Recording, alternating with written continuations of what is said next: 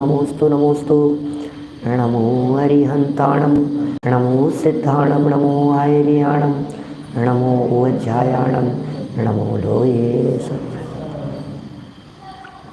वन्दे तु सर्वसिद्धे ध्रुवमचलमणोममं गदिं पते ओचामि समयपाहुरे निर्मो सुधे केवली वनिदं नमः समय साराय स्वानुभूत्या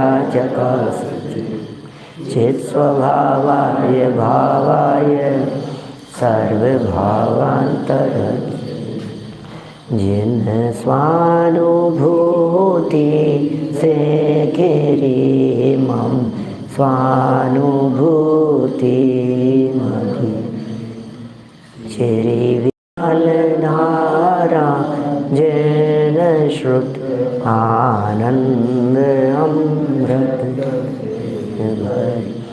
समता प्रवाह बहावती रागारि विकल्प तोड़ी के माँ सरस्वती प्रतिभा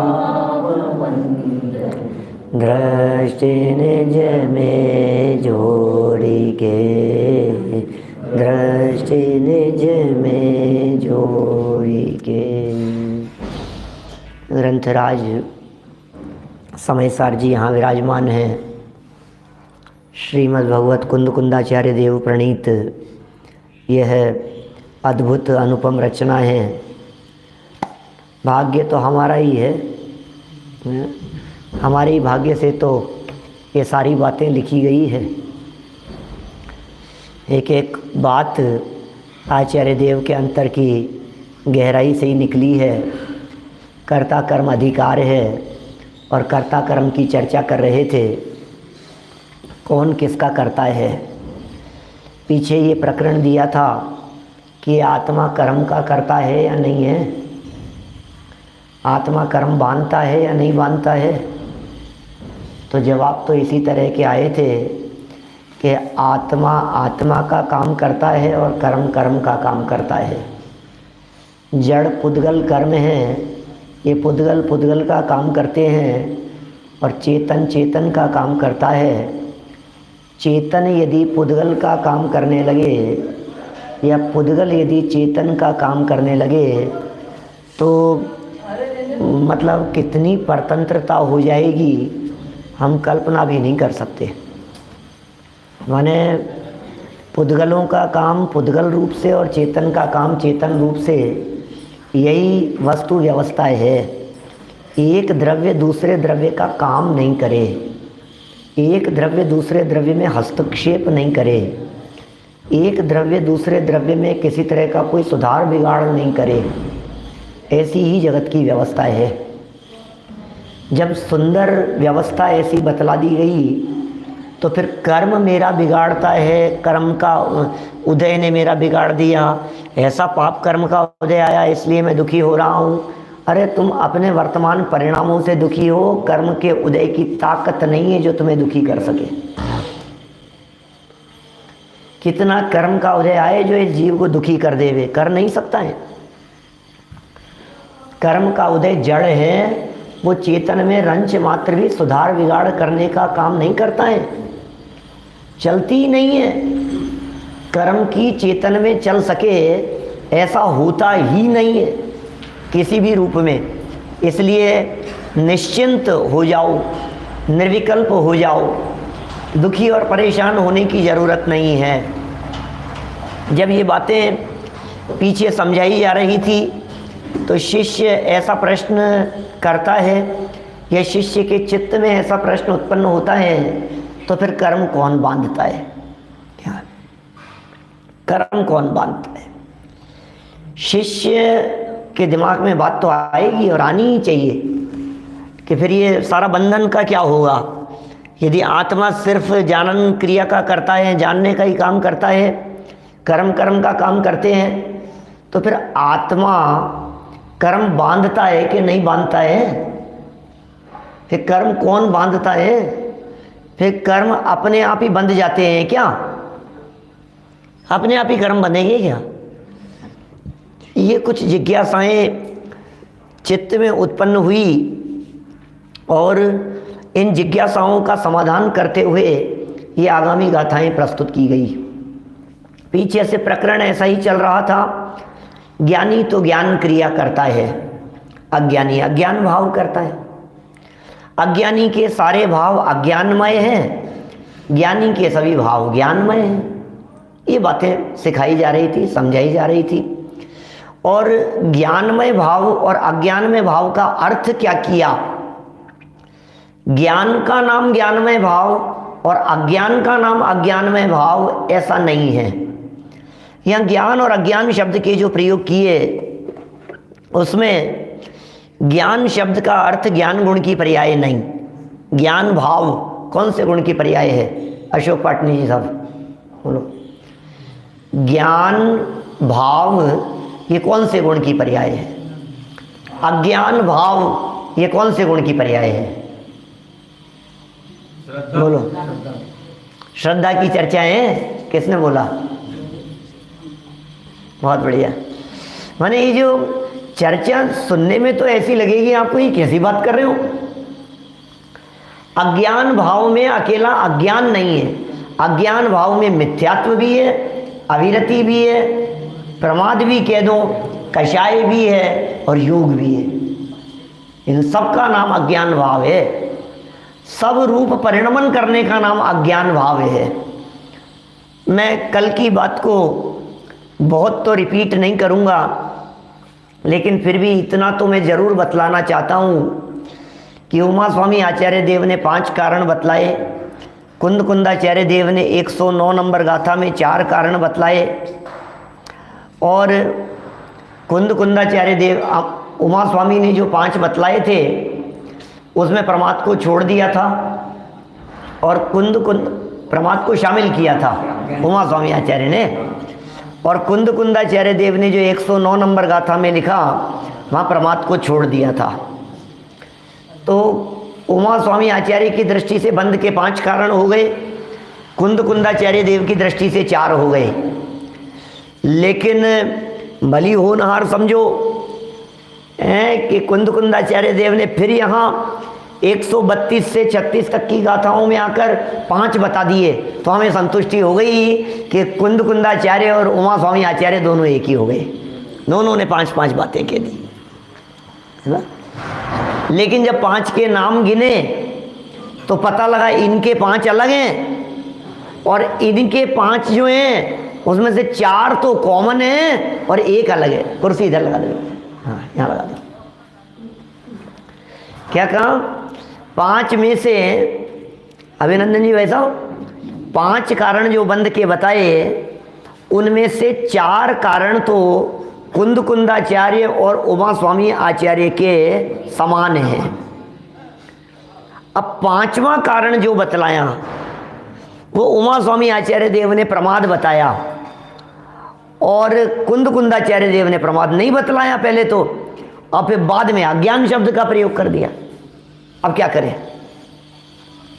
तो प्रमाद का अर्थ अज्ञान समझ ले में। प्रमोद जी भाई साहब क्या करें बोलो?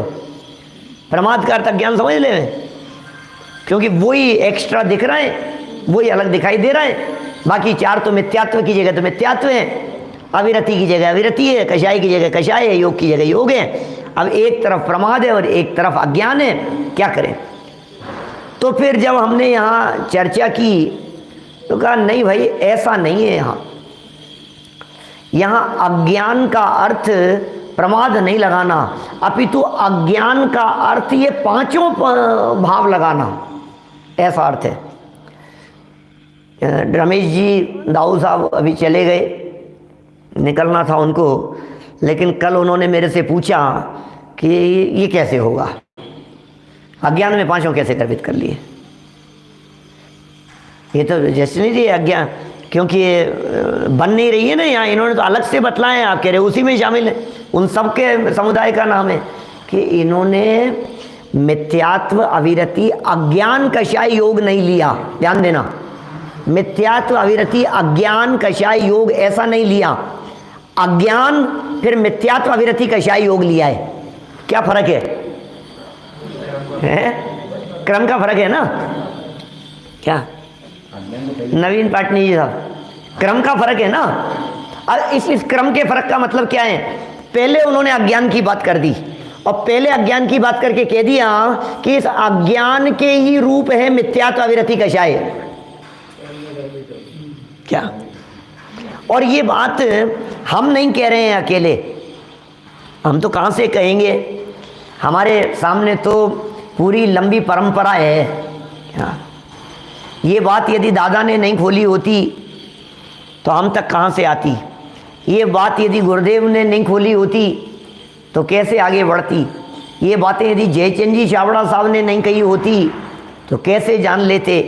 ये बातें यदि बनारसी दास जी पांडे राजमल जी साहब ने नहीं स्पष्ट की होती तो कहाँ से आती?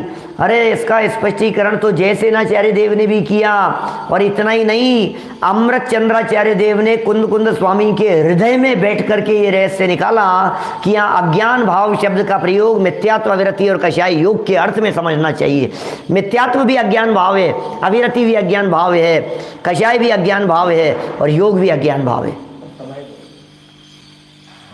ये लिख रहे हैं यहाँ पर ये सारी बातें। कल चर्चा की थी अपन ने, थोड़ी बहुत गाथाएं पढ़ लेते हैं, पद्यानुवाद पढ़ के अपन आगे बढ़ेंगे। देखिए ये प्रकरण दिया है 212 नंबर पेज पर गाथाएं हैं गायक भाव प्रबोधनी टीका में। मूल प्रकरण पढ़ते मज़ा भी आएगा। आज कुछ अपन चर्चा करेंगे कि आपके लिए ये जगत में बनने वाली घटनाएं और परिस्थितियां ज्ञान का गेय है कि उसमें ज्ञान का स्वाद ले रहे हो आप? क्या है? स्वाद है या गेय है? गेय है। इन सबका जनक अज्ञान है। इन सबका जनक अज्ञान है।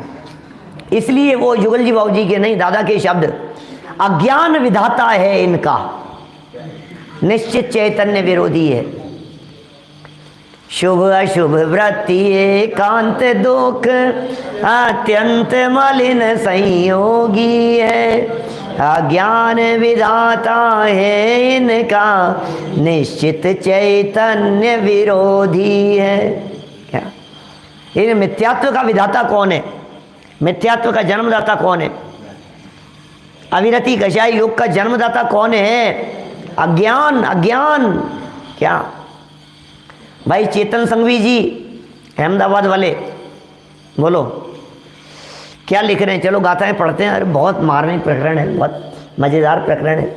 मज़ा आए यदि इनकी गहराइयों में डूब जाएं तो। ऐसे प्रकरण हैं, मेरे को जो रोज़ाना सुनते हैं वो सोचते होंगे जिस गाथा को पढ़ते हैं उसमें यही कहते हैं। जो गाथा पढ़ते हैं उसमें कहते हैं बहुत मार्मिक प्रकरण है, बहुत मज़ा आएगा। तो ये है ही ऐसी, ये कुंद कुंदाचार्य देव के वचन सभी इसी प्रकार के हैं, सब में ही मज़ा आता है। विनीत जी शास्त्री साहब आगरा वाले, देखो क्या कह रहे हैं।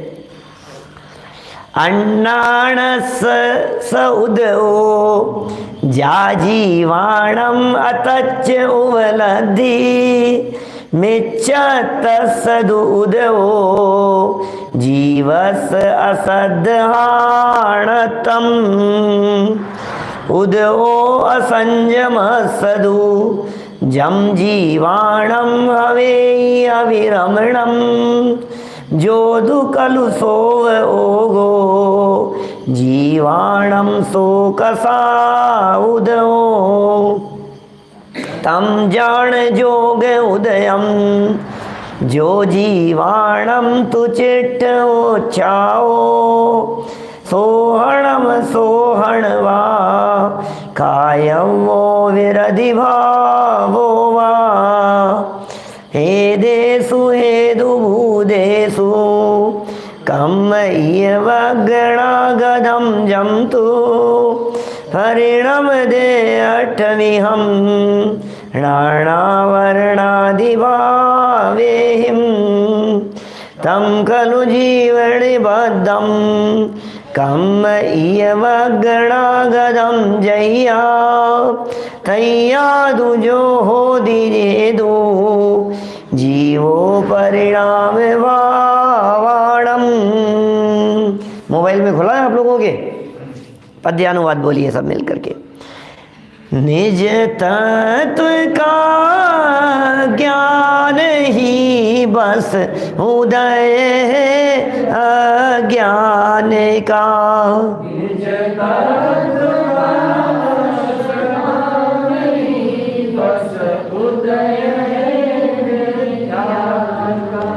अविरमण का सद्भाव ही बस असंयम का उदय है।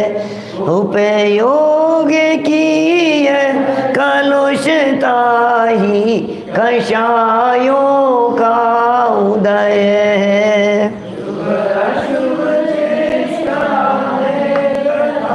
निवृत्ति में या प्रवृत्ति में जो चित्त का उत्साह है वह ही उदय है योग का। निमित्त के योग से जड़ वर्गणाए कर्म की।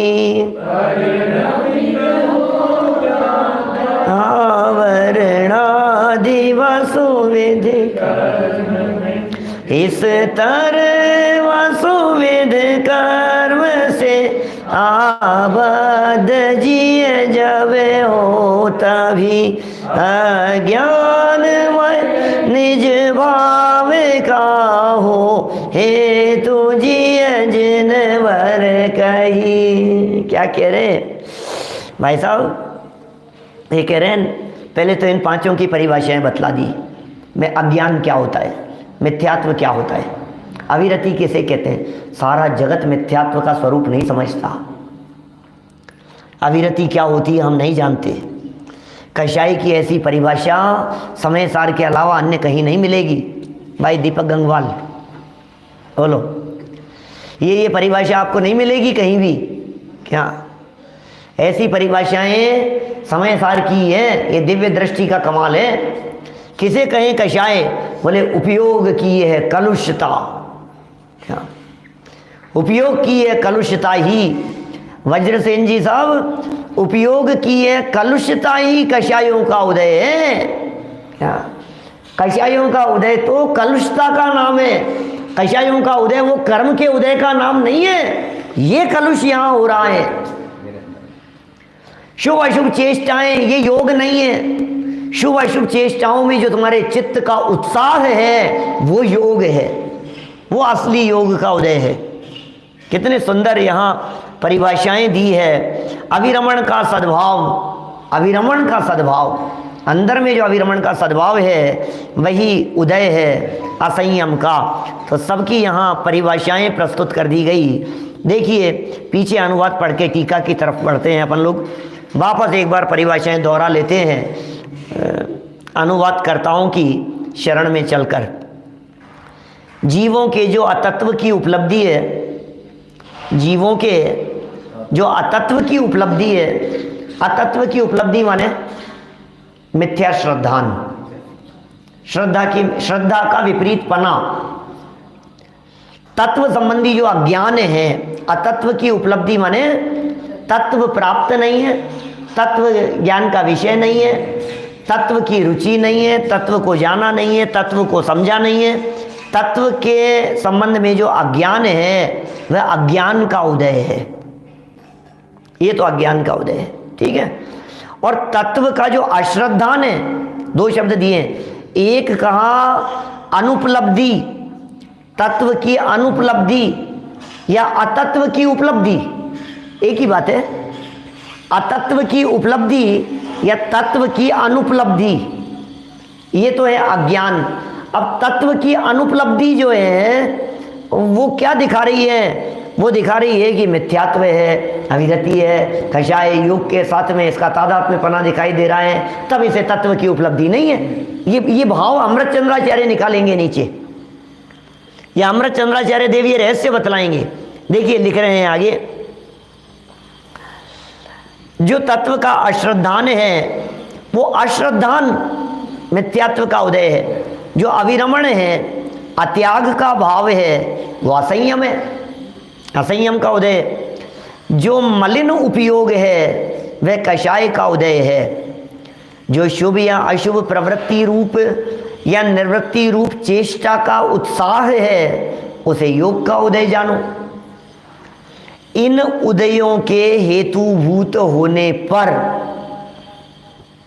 अभी मिथ्यात्व, अविरति, कषाय और योग, ये तो जीव के परिणाम हैं, और कर्म का उदय वो कर्म में है। अब कह रहे हैं इन उदयों के हेतुभूत होने पर जो कार्माण वर्गणागत पुद्गल द्रव्य, ये जो उदय हेतुभूत हुए, चित्त का अनुत्साह, ये जो हेतुभूत हुआ, आत्मा के कलुष परिणाम, आत्मा की कलुषता, ये जो हेतुभूत हुआ अतत्व श्रद्धान, ये जो हेतुभूत हुआ तत्व के प्रति विपरीतता, ये जो हेतु बन गया, व्रत का परिणाम नहीं आ रहा है, ये जब हेतुभूत होता है, प्रदीप पाटनी जी साहब, जब ये हेतुभूत होता है तो कह रहे हैं ऐसा होने पर कार्माण वर्गणागत पुद्गल द्रव्य, जो कार्माण वर्गणाएं हैं, जो पुद्गल द्रव्य हैं, वो ज्ञानावरणादि भाव रूप से 8 प्रकार परिणमता है। अंकित पाठो दीजिए। जब अज्ञान भाव अंदर में होता है, जब मिथ्यात्व भाव अंदर में होता है, जब अविरति, कषाय और योग भाव अंदर में होता है, तब बाहर में विचरण करने वाली कार्माण वर्गणाएं ये कर्म रूप परिणमित होती है, 8 कर्मों रूप परिणमित होती है। अभी ये आचार्य देव ये कहना चाह रहे हैं, ये विकार भाव रूप स्वयं परिणमता है और कार्माण वर्गणाएं कर्म रूप स्वयं परिणमती है। प्रकरण तो वही जो पीछे गाथाओं से चला आ रहा है। क्या सतीश जी कासलीवाल साहब बोलो, प्रकरण तो वही है जो पिछली गाथाओं से चला आ रहा है कि पुद्गल कर्म को आत्मा नहीं करता, आत्मा पुद्गल कर्म को नहीं करता। ये जो भेद विज्ञान है भाई, झीणी वाच्य बापू, क्या ये बात थोड़ी सी बारीक है, थोड़ा सा उपयोग को समझ एकाग्र करना पड़ेगा, और इन बातों को समझे बिना सुख शांति कहीं मिलने वाली नहीं है।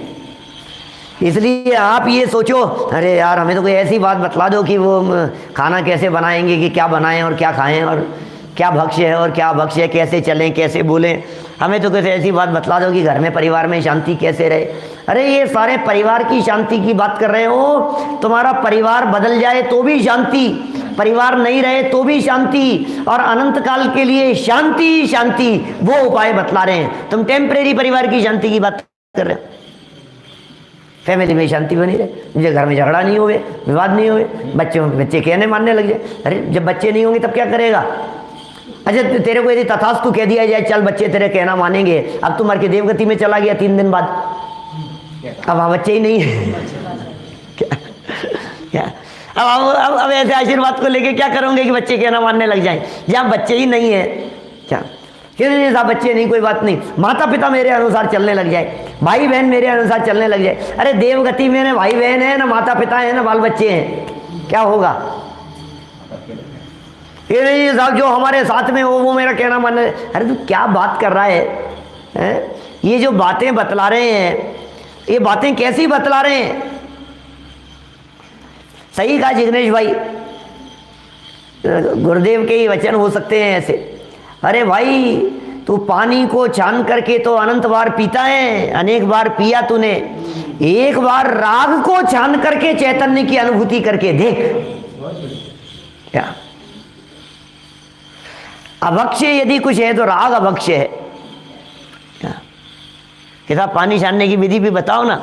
क्या अरे हम राग छानने की विधि बता रहे हैं हम विभाव छानने की विधि बतला रहे हैं, हम विकार को छान करके निर्विकारी तत्व को दिखा रहे हैं, हम उस निर्विकारी तत्व को पीने की चर्चा कर रहे हैं। तो कहाँ पानी वानी के चक्कर में उलझाए, तो फिर साहब फिर कुछ भी चलेगा क्या? नहीं। अरे जब राग और विकार को भी छान करके चैतन्य रस को पीने की बात कही, वहां अनछने पानी को पीने की बात कैसे हो सकती है? क्या बोलो अतुल वाकलीवाल जी,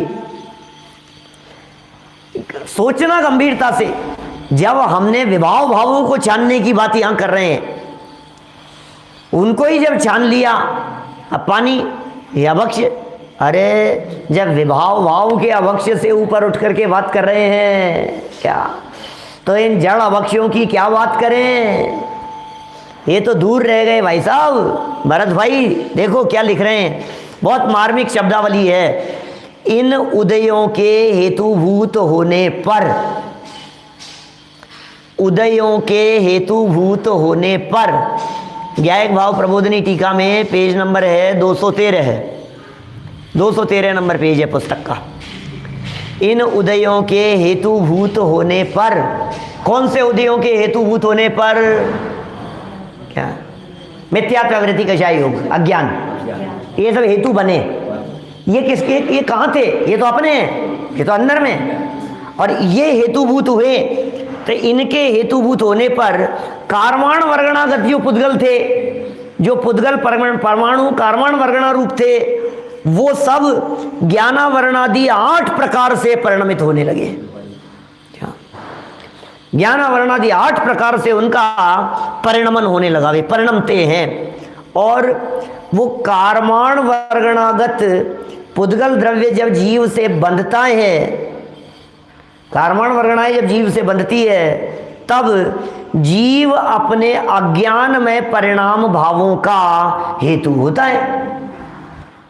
कारमाण वर्गणाएं बंध गई, कारमाण वर्गणाएं जब उदय आएंगी, तो कारमाण वर्गणाओं के उदय का निमित्त पाकर के ये जीव विकार भाव रूप परिणमन करेगा। अभी देखना, पहले निमित्त नैमित्तिक संबंध को समझो। टोडरमल जी साहब ने मोक्ष मार्ग प्रकाशक 82 पेज पर लिखा, बहुत घने निमित्त नैमित्तिक संबंध बहुत है, ऐसा लिखा उन्होंने 82 नंबर पेज पर। निमित्त नैमित्तिक संबंध बहुत है, बहुत है निमित्त नैमित्तिक संबंध। 82 नंबर पेज है। मैं टोडरमल जी का वाक्य पढ़ करके सुनाऊंगी आपको, देखो आप, 82 है, सही कहा मैंने। अपने को और शरीर को निमित्त नैमित्तिक संबंध बहुत है, इसलिए भिन्नता भाषित नहीं होती। और भी कहीं आया होगा ऐसा वाक्य, निमित्त नैमित्तिक संबंध बहुत घने हैं। अभिनंदन जी वैसा आपको ख्याल में होगा, निमित्त नैमित्तिक संबंध बहुत घने हैं, इसलिए जीव को भिन्नता भाषित नहीं होती। इसको ऐसा लगता ही नहीं है कि ये कुछ अलग है, मैं ही तो कर रहा हूं, मैंने ही तो किया है। अब कह रहे हैं जीव का परिणाम निमित्त था और कारमाण वर्गणाएं कर्म रूप परिणमित हुई, ठीक है। फिर कारमाण वर्गणाएं कर्म रूप परिणमित होकर के आत्मा के साथ में बंधी, फिर इनका उदय आया कारमाण वर्गणाओं का, तो कारमाण वर्गणाओं का उदय आने पर जीव विकार रूप परिणमित हुआ।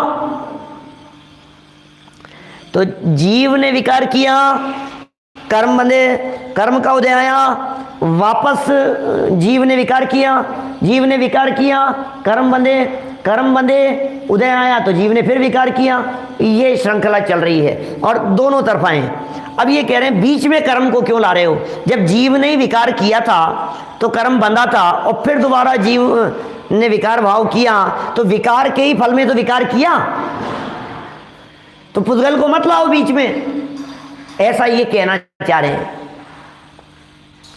नहीं भाव ख्याल में आया, सुनो भाई, ऐसा है जीव का विकारी परिणाम, निर्मल चंद जी साहब, जीव का विकारी परिणाम और उसके कारण एक स्टेप बीच में छोड़ दो और फिर नेक्स्ट स्टेप की बात करो तो जीव ने विकार किया, इधर विकारी परिणाम, फिर एक स्टेप को छोड़ दो और फिर इस जीव ने विकार किया, तो प्रकारांतर से विकार में ही तो विकार किया क्या। तो इस जीव के विकारी भाव होने में इसका पूर्व का विकारी तो कारण है। अच्छा, अब इसको जीव से जीव को जोड़ा अपन ने, अब पुद्गल से पुद्गल को जोड़ो। पाटनी जी देखो, पुद्गल से पुद्गल को कैसे जोड़े कि पुद्गल कर्म का उदय आया, पुद्गल कर्म का उदय आया, तो पुद्गल कर्म का उदय आने पर उसके निमित्त से जीव ने भाव किए और जीव ने भाव किए, उससे पुद्गल कर्म फिर बंधा, तो फिर जीव से पुद्गल कर्म बंधा, बोले नहीं, क्योंकि वो मूल में उस जीव के भाव के भी मूल में कर्म बैठा था ना, तो कर्म ही कर्म का करता है। क्या 3 स्टेप हैं और तीनों स्टेप में दोनों तरह की बातें लगानी है आपको। विनय सिंघई जी देखो, जीव कहाँ से लगाएं, किसकी चर्चा कर रहे थे? पुद्गल की। पुद्गल कर्म का उदय, पुद्गल कर्म का उदय, फिर जीव का परिणाम, और जीव का परिणाम से फिर पुद्गल कर्म का बंधन। तो इस पुद्गल कर्म के उदय में जीव ने परिणाम किया और उससे फिर पुद्गल कर्म बंधा, तो पुद्गल कर्म से ही तो पुद्गल कर्म बंधा, पुद्गल कर्म के निमित्त से ही तो पुद्गल कर्म का बंधन हुआ। तो पुद्गल कर्म के बंधन का कारण तो पुद्गल ही ठहरा। क्या पुद्गल कर्म के बंधन का कारण पुद्गल है। अब जीव को लगाओ यहां, जीव ने राग भाव किया, जीव ने राग भाव किया, इससे पुद्गल कर्म बंधे, फिर इसका उदय आया तो जीव ने फिर राग किया। तो पुद्गल कर्म का उदय मतलब ये रागादि विकारी भाव करने पर, रागादि विकारी भावों के होने पर कर्म बंधने से इसने राग किया, तो रागादि भाव ही तो रागादि के कारण बने, माने जीव का परिणाम ही तो जीव के परिणाम का कारण बना। पंडित जी साहब, क्या जीव का परिणाम ही तो जीव के परिणाम का कारण ना? बोले ये तो नहीं रहा। ये बातें यहां आचार्य देव समझाना चाह रहे हैं और इस लाइन पर हमारे को लाना चाह रहे हैं, ये रहस्य की बात बतलाना चाह रहे हैं। देखो क्या कह रहे हैं, इन उदय, गाथा का अर्थ है ये तो अंतिम गाथा का, इन उदयों के हेतुभूत होने पर, उदय, उदय में परिणाम समझना यहां, उस परिणाम के हेतुभूत माने निमित्त भूत, उसके निमित्त भूत होने पर कार्माण वर्गणागत पुद्गल द्रव्य ज्ञान वर्णादि भाव रूप से परिणमित हुआ और 8 प्रकार से, और फिर उन कार्माण वर्गणागत जब पुद्गल द्रव्य जीव से बंध गया था, वो कर्म जब जीव से बंध गए थे, तब जीव अपने अज्ञान में परिणाम भावों का हेतु होता है। तो फिर जीव ही अपने अज्ञान में परिणामों का हेतु बन गया।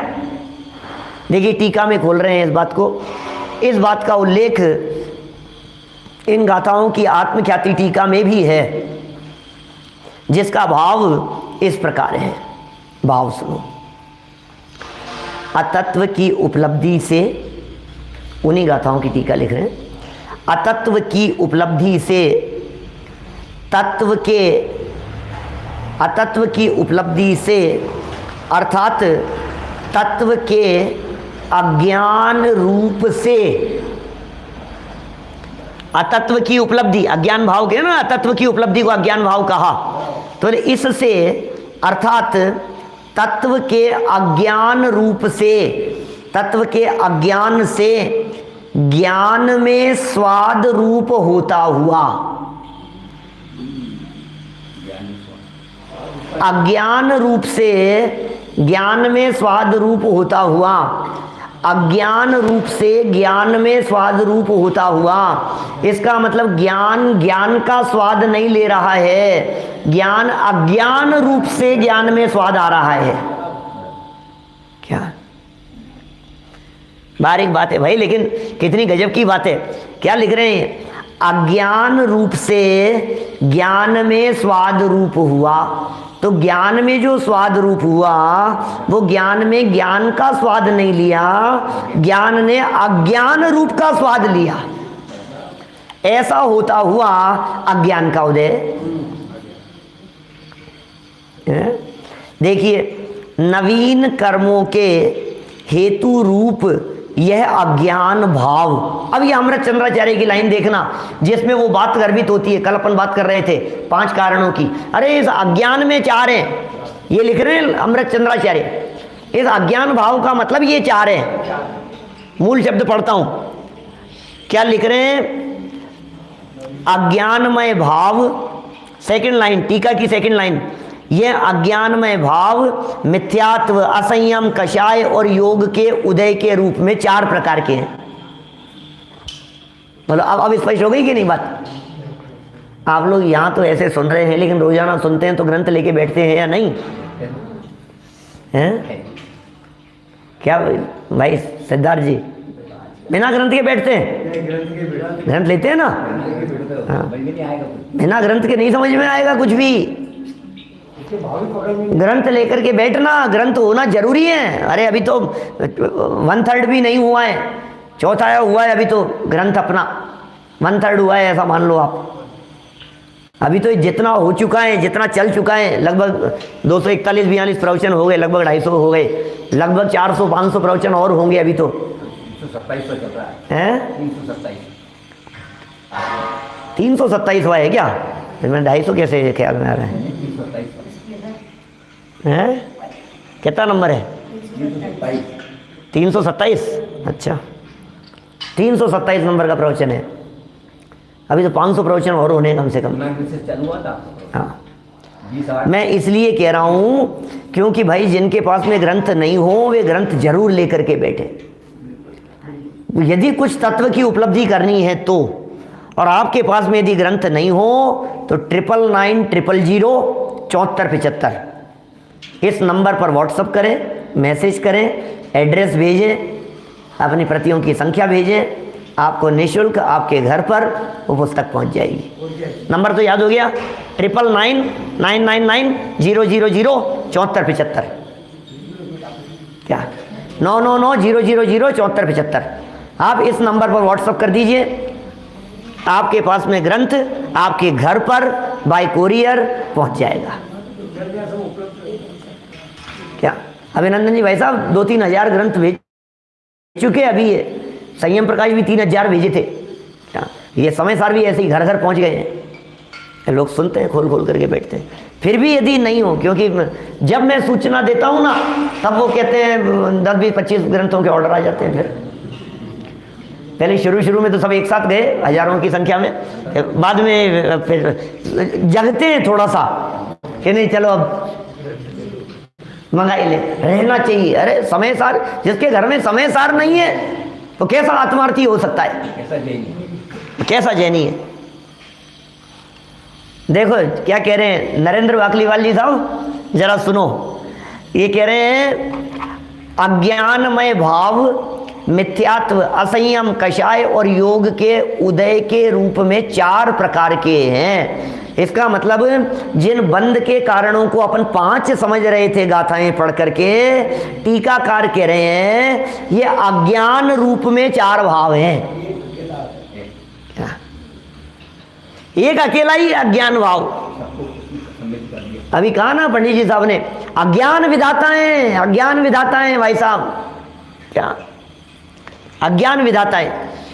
आप अज्ञान ही सारे झगड़े की मूल है, सारे विवाद का मूल है अज्ञान, सारे झगड़े का मूल है अज्ञान, संसार का मूल है अज्ञान, अनंत संसार का, अनंत दुखों का मूल है अज्ञान। अज्ञान ही एकमात्र हेतु है। यह अज्ञानमय भाव, मिथ्यात्व, असंयम, कषाय और योग के उदय के रूप में 4 प्रकार के हैं। अब 4 वाक्य देंगे, क्योंकि जो अज्ञान की बात कह दी और पहले अज्ञान के संदर्भ में कह दिया, अज्ञान रूप से ज्ञान में स्वाद रूप होता हुआ, अज्ञान रूप से ज्ञान में स्वाद रूप हो रहा है। फिर कह रहे हैं अब इन 4 में भी वही वाक्य लगाएंगे। भाषा शैली को देखना, किताबें सामने यदि हो तो मैं कंपैरिजन करके बतलाऊं आपको। हमारे तो सब श्रोताओं के साथ में है किताबें सामने, आप लोग भी हमारे श्रोता हैं। ऐसा नहीं समझ ले रहे, हम लोग इतने लोग प्रत्यक्ष सुनने के लिए इंदौर में अलग अलग कॉलोनियों से आपके सामने आए और आप कह रहे हो कि ये हमारे श्रोता, ये नहीं है। सभी अपने ही हैं भाई। देखो, तत्व के अश्रद्धान रूप से, अब यहां अश्रद्धा लिया है, तत्व के अश्रद्धान रूप से ज्ञान में स्वाद रूप होता हुआ मिथ्यात्व का उदय। माने मिथ्यात्व का उदय वो कर्म रूप नहीं, उस कर्म रूप मिथ्यात्व के उदय की बात नहीं कर रहे हैं। अश्रद्धान रूप से ज्ञान में स्वाद रूप होता हुआ मिथ्यात्व का उदय, माने मिथ्यात्व का अनुभव करता हुआ ज्ञान, मिथ्यात्व रूप के साथ में एकत्व, ममत्व, कर्तृत्व, भोक्तृत्व बुद्धि वाला ज्ञान, मिथ्यात्व रूप परिणमित होने वाला ज्ञान, ये ज्ञान भी मिथ्यात्व रूप परिणमित होता है कि हाँ, विकल्प मत करो। अविरमण, अब दूसरा वाक्य, पहले वाक्य से दूसरे वाक्य को कंपैरिजन करना। अविरमण रूप से ज्ञान में स्वाद रूप होता हुआ संयम का उदय, ऊपर वाले में क्या कहा था? अश्रद्धान रूप से ज्ञान में स्वाद रूप होता हुआ, यहां कह रहे हैं अविरमण रूप से ज्ञान में स्वाद रूप होता हुआ। फिर नीचे कलुष उपयोग रूप से ज्ञान में स्वाद रूप होता हुआ। फिर नीचे लिखा प्रवृत्ति निर्वृत्ति के व्यापार से ज्ञान में स्वाद रूप होता हुआ। एक में लिखा मिथ्यात्व का उदय, दूसरे में लिखा अविरति का उदय, तीसरे में लिखा कषाय का उदय, चौथे में लिखा योग का उदय। मिथ्यात्व का उदय, अविरति का उदय, कषाय का उदय, योग का उदय। लेकिन इन चारों में ज्ञान उनके ज्ञान में स्वाद रूप होता हुआ, ये क्या चक्कर है भाई साहब? ये ज्ञान में स्वाद रूप होता हुआ क्या चक्कर है? मनोज जी, क्या करेली वाले हैं कि करेली नहीं, रहली वाले बोलो। ये कह रहे हैं ज्ञान में स्वाद रूप होते हुए का मतलब क्या है? इसका मतलब ज्ञान में ज्ञेय बनना वो अज्ञान का लक्ष्य, वो अज्ञान भाव नहीं है। ज्ञान का ज्ञेय तो ज्ञानियों के भी बनता है। अरे ज्ञान का ज्ञेय तो केवल ज्ञानियों के भी बनता है। ज्ञान का ज्ञेय तो अरहंत सिद्ध भगवान के भी बनता है। लेकिन अरहंत सिद्ध भगवान के, ज्ञानियों के, वो ज्ञान का ज्ञेय रूप स्वाद आता है, और अज्ञानी जीव को ज्ञेय रूप स्वाद नहीं आकर के वो विकार रूप स्वाद लेता है, अश्रद्धान रूप स्वाद ले रहा है। अनुभव में अश्रद्धा आ रही है, उसके अनुभव में अविरति आ रही है, अविरति का अनुभव कर रहा है, शुभ अशुभ चेष्टा, आत्मा की कलुषता का अनुभव कर रहा है। मुझे गुस्सा आ रहा है, गुस्से का अनुभव कर रहा है। ज्ञानी जीव गुस्से के काल में भी गुस्से का अनुभव नहीं कर रहा है, वो गुस्से से भिन्न ज्ञायक का अनुभव कर रहा है, वो ज्ञान का अनुभव कर रहा है। देखो, ज्ञान के माध्यम से ज्ञान में ज्ञेय पने रूप से स्वाद आ रहा है, या स्वाद रूप से वो अनुभव कर रहा है। अज्ञानी जीव पर पदार्थों को स्वाद रूप से अनुभव करता है। अज्ञानी जीव पर पदार्थों को स्वाद रूप से अनुभव करता है, और ज्ञानी जीव ज्ञेय रूप से, ये फर्क है। इसलिए ज्ञानी जब ज्ञेय रूप से अनुभव करता है तो ज्ञानी तो ज्ञान का ही अनुभव कर रहा है, इसलिए ज्ञान क्रिया ज्ञानी कर रहा है और अज्ञानी अज्ञान कर रहा है। इसलिए ज्ञानी ज्ञान को भोग रहा है, अज्ञानी अज्ञान को।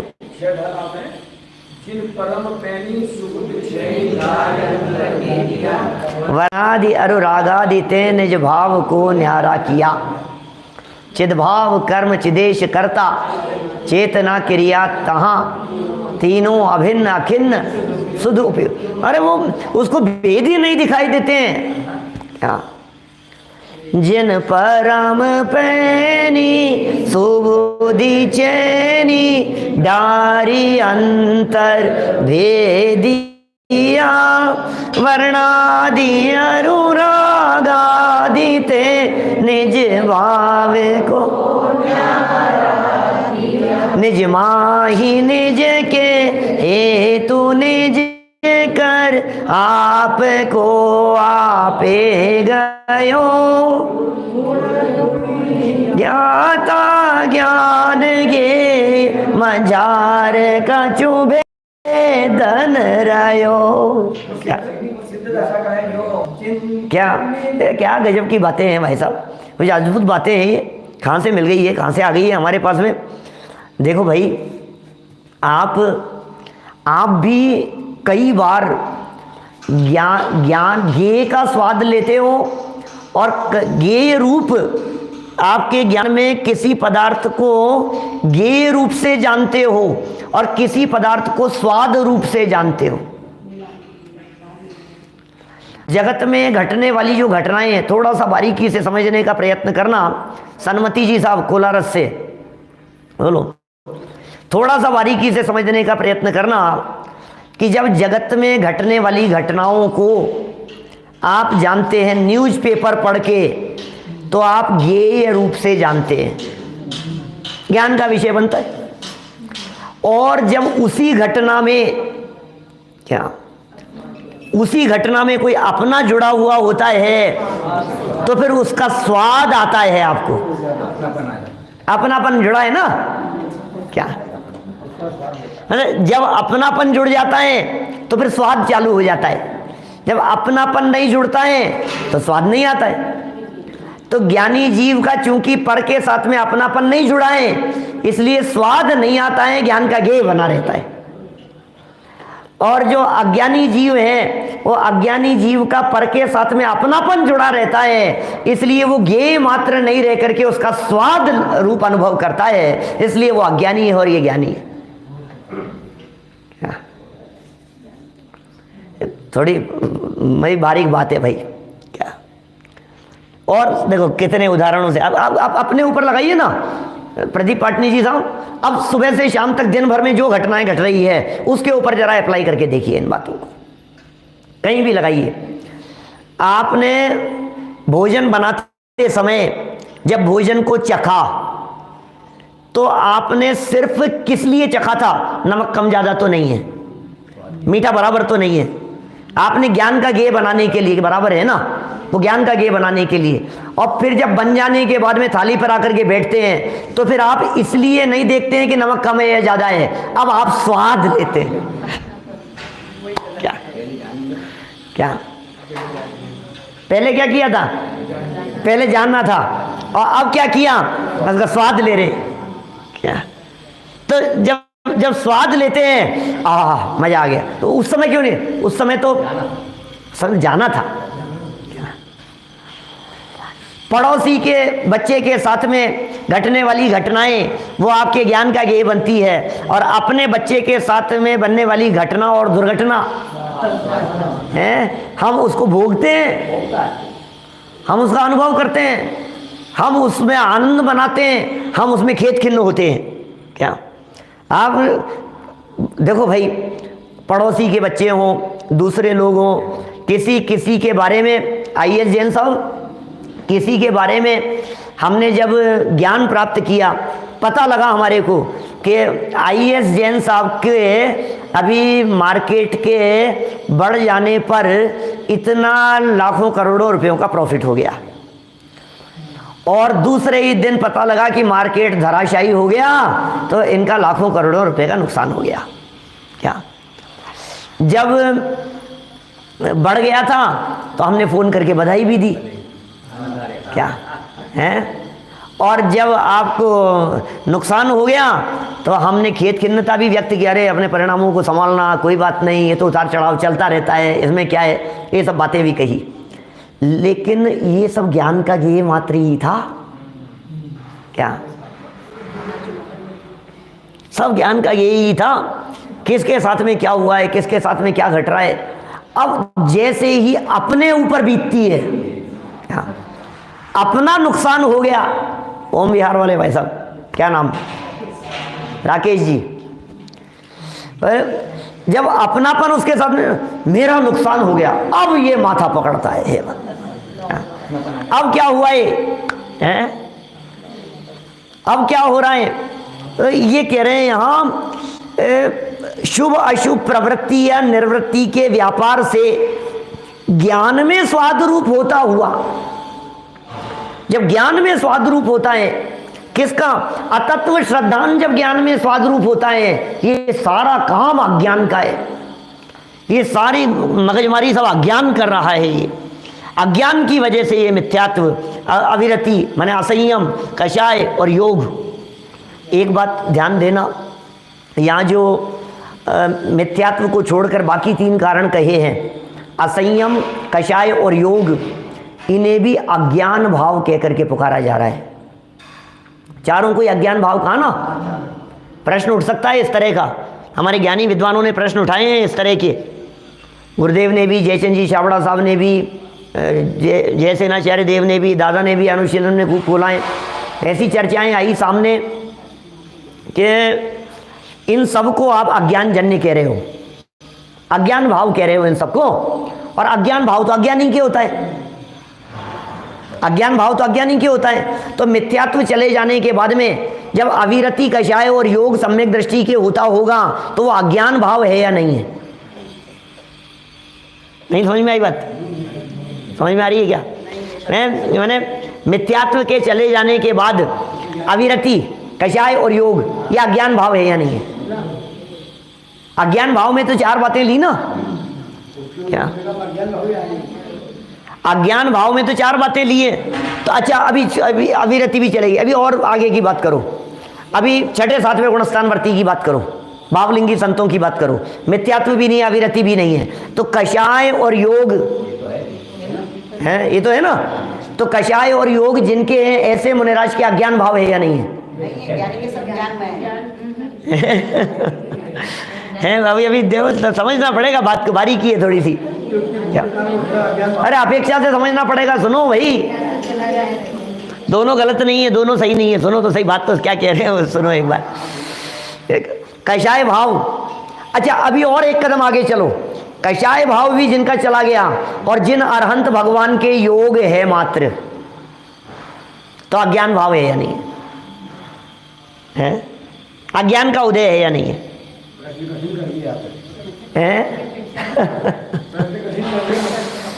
अरहंत भगवान में पहुंच गए ना अपन, क्योंकि अब उनके मिथ्यात्व भी नहीं है, अविरति भी नहीं है, कषाय भी नहीं है और योग है, और ये चारों का नाम अज्ञान भाव का है।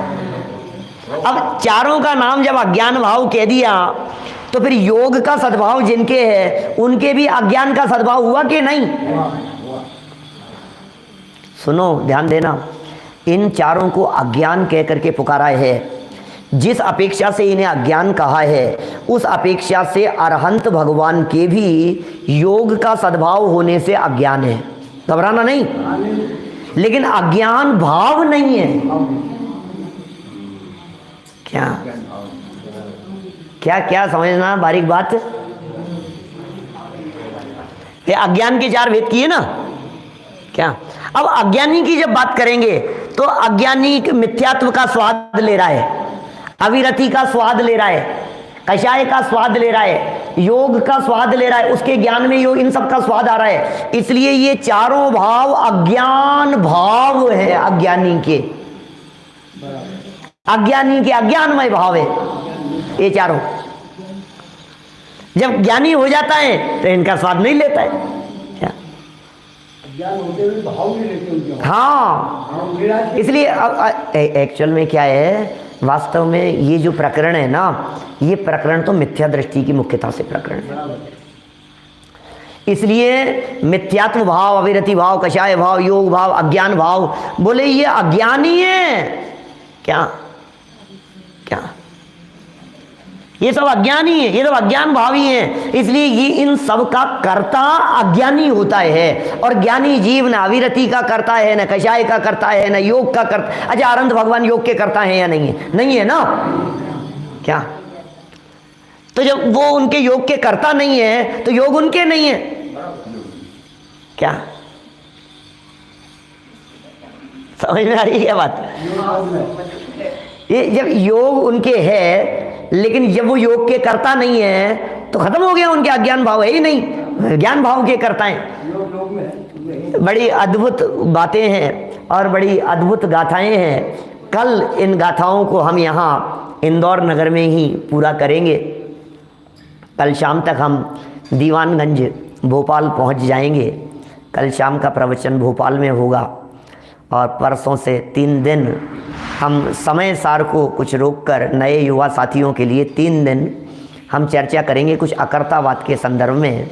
ऐसा नहीं है कि समय सार के पाठियों के लिए नहीं होगी वो चर्चा, वो समय सार के पाठियों के लिए भी होगी, समय यही रहेगा और कुछ अलग हटके चर्चा करेंगे। आप भी अपने नए साथियों को, जिन्होंने दीवानगंज आने का रजिस्ट्रेशन नहीं कराया है, क्योंकि वो तो रजिस्ट्रेशन सहित, क्योंकि लिमिटेड सीट्स थी इसलिए लिमिटेड व्यवस्था की है, लेकिन आप लोग भी अपने युवा साथियों को, जो लोग वहाँ नहीं आ पा रहे हैं, उन्हें सुबह 9:20 पर अपने इस अकर्तावाद की चर्चा करने के लिए, सुबह भी अकर्तावाद की चर्चा करेंगे, शाम का प्रकरण भी रोक करके रात को 8 बजे अकर्तावाद की चर्चा करेंगे। तो 3 दिन दोनों टाइम 6 प्रवचनों में कौन किसका करता है, कौन अकर्ता है, ईश्वर अकर्ता की भी चर्चा होगी, पर के अकर्तापन की भी चर्चा होगी, कर्मों के अकर्तापन की भी चर्चा होगी, पर्यायों के अकर्तापन की भी चर्चा होगी। अकर्ता स्वभाव तक पहुंचाने का प्रयत्न करेंगे, लेकिन सामान्य स्तर से। तो अभी कल हम समयसार और आगे चलाने वाले हैं, फिर 3 दिन विषय को बदल करके चलाएंगे। अभी की बात को यहीं विराम देते हैं। जनवाणी स्तुति। निज निधि निज में बताई, यह अनंत उपकार है, उसके लिए जिन वाणी माँ को वंदना शतबार है, वंदना शतबार।